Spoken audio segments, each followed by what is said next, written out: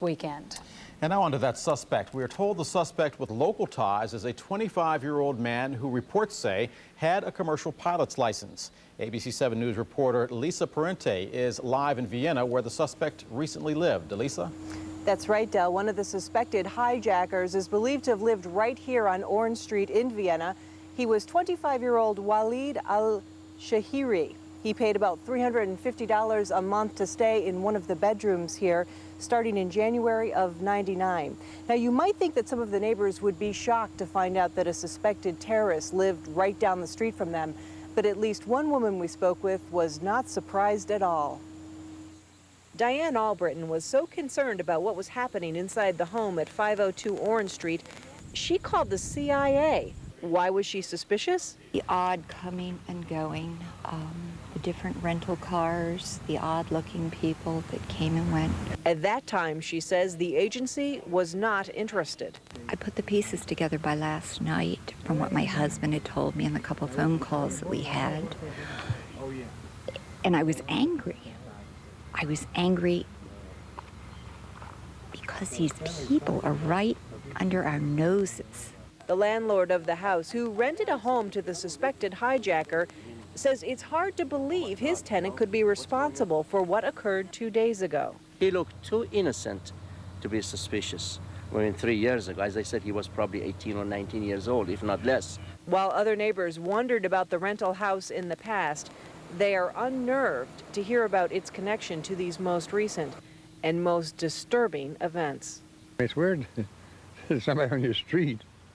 It really is weird. Kind of scary, too. Kind of scary.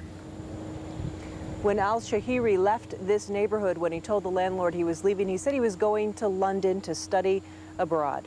Reporting live from Vienna, Lisa Parente, ABC 7 News. Kathleen, back to you. Elisa, thanks very much. Very interesting. Well, that suspect is just one of many that investigators are following in the days after the attack. We're joined now by ABC 7 News national correspondent Jim Clark, who has more on the investigation and what the FBI and Justice Department are saying tonight. Jim? Kathleen, authorities say the investigation of the attacks on the World Trade Center and the Pentagon has turned up thousands of leads. They have identified the hijackers, the suicide bombers, or most of them, and they have determined they were members of several terrorist cells with links to Osama bin Laden. Investigators are armed with pictures and extensive biographies of the terrorist hijackers. They know several were trained as pilots in Florida and have even linked each terrorist to one of the 4 jetliners they crashed. That there are 18 hijackers. The number of associates is significant.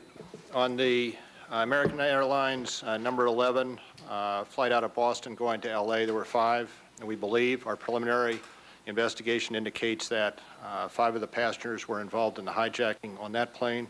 Authorities know all the hijackers boarded as ticketed passengers. Several tickets were bought with a single credit card.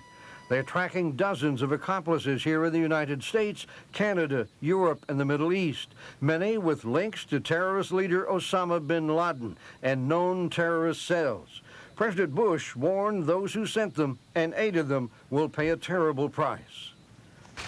I'm a loving guy, and I'm also someone, however, who's got a job to do, and I intend to do it. And this is a terrible moment. But this country will not relent until we have saved ourselves and others from the terrible tragedy that came upon America. President Bush calls it the first war of the 21st century. Secretary of State Colin Powell fingered Osama bin Laden as a prime suspect, said when the evidence is in, the U.S. plans to rip the network up, and when we're through with that network, we will continue with a global assault against terrorism in general. Officials and experts say it won't be easy. One problem won't go away soon. We're dealing here with religious fanaticism, and in that set of beliefs, these attackers believe that they have the approval of God. Meanwhile, Congress wants retaliation. Leaders of both parties say they are prepared to give the president the authority to use whatever force he needs and to pay for whatever he needs. Del? Jim Clark, thank you very much.